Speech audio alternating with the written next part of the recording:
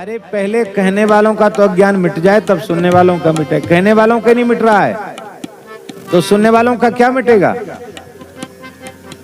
पर भगवान में प्रेम जिनका हो जाता है, प्रेम पूर्वक कहने वालों के भीतर भी अज्ञान नहीं रहता और प्रेम पूर्वक सुनने वालों के भीतर भी अज्ञान रहता नहीं है। यदि भगवान में प्रेम नहीं है तो कहना सुनना वो कैसा हो जाता है। रट्टू तोता को तमाम चीजें रटाती जाती हैं। बोलता तो है तोता पर समझ के नहीं बोलता, समझता कुछ नहीं। उसको तो जो रटा दो वो रट लेगा। तो बिना समझे उस तोता के रटंत से भी उसको कोई लाभ होता नहीं। एक ठग था, बहुत ध्यान से सुने। एक ठग था, उसने एक तोते को पाल रखा था।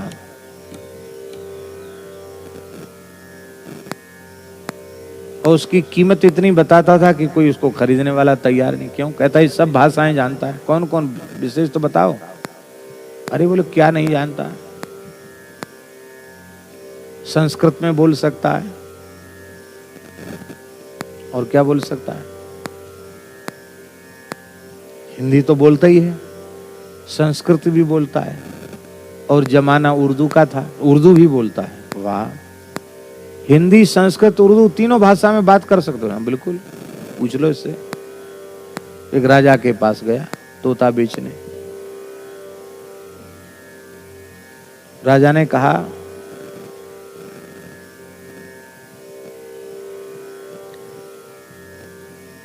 कुछ पूछा तोते से। क्यों भाई तोते, इस प्रश्न का उत्तर दो, क्या ये ऐसी ही बात है?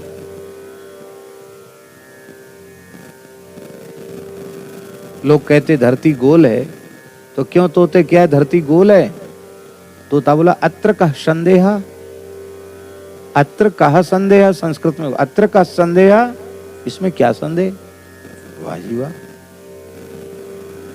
अच्छा, तो ये धरती जल से घिरी हुई है, समुद्र से घिरी हुई है। तो तोता तो वही चीज रटे हुए था। बोले इसमें क्या संदेह है। हिंदी बोल रहा है देखो। अच्छा, तो इतनी विचित्र ये प्रकृति किसी न किसी अलौकिक तत्व के द्वारा बनाई गई है। तो तोता बोला इसमें क्या शक, इसमें क्या शक।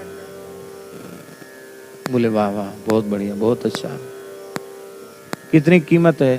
बोले 1,000 स्वर्ण मुद्रा। अरे बोले कोई बात नहीं, 1000 की 1100 लो।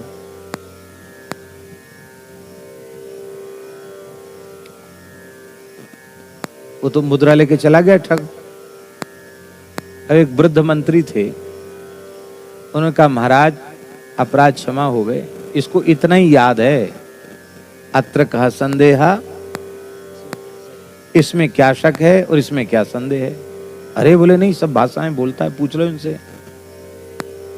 तो वृद्ध मंत्री ने क्षमा तो पहले ही मांग ली थी। उसने कहा कि तुमको बेचने वाला, पकड़ के बेचने वाला ठग था।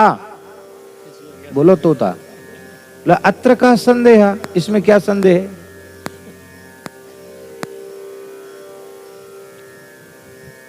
तो राजा ठगा गया, इसमें क्या शक। तो इसका मतलब है सबको वो मूर्ख बना के चला गया। बोले इसमें क्या शक।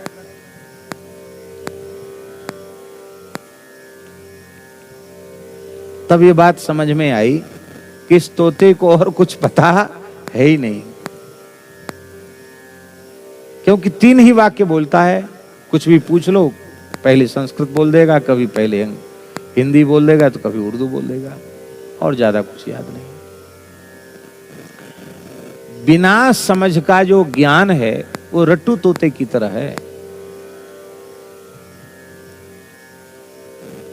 इसीलिए अपनी समझ का आदर, बहुत ऊंची बात है। हम जितना भगवत कृपा से समझ चुके हैं उतनी अपनी समझ का तो आदर करें। जितनी हमारी समझ है उसका तो आदर हमने किया नहीं और समय खराब करने चले गए कि हमको ये प्रश्न का समाधान कर दीजिए, प्रश्न का समाधान कर दीजिए। एक व्यक्ति एक महात्मा के पास गया। महात्मा बड़े भजनानंदी थे, प्रायः मौन रहते थे। बोला, महाराज आपका बहुत नाम सुन के आए हैं, हमारे कल्याण की कोई बात बताओ। वो कुछ बोले नहीं, राम राम करते रहे। पीछे ही पड़ गया। बोले, महाराज ऐसे वैसा मैं नहीं हूं, 40 साल से सत्संग करता हूं, अब बुढ़ापे में पहुंच गया हूं। आप क्या मुझे पात्र नहीं समझते, मुझसे बातें नहीं कर रहे हैं? मेरे कल्याण का कोई साधन बताइए। तो महात्मा हंसने लगे। उन्होंने कहा कि जितना तुम सुन चुके हो उसमें से कितना अपने व्यवहार में ला चुके हो, ये बताओ पहले। भाई 40 साल तुमने सुना तो गीता, भागवत, रामायण, उपनिषद, ब्रह्मसूत्र, सारे धर्म ग्रंथ तुमने सुन लिए।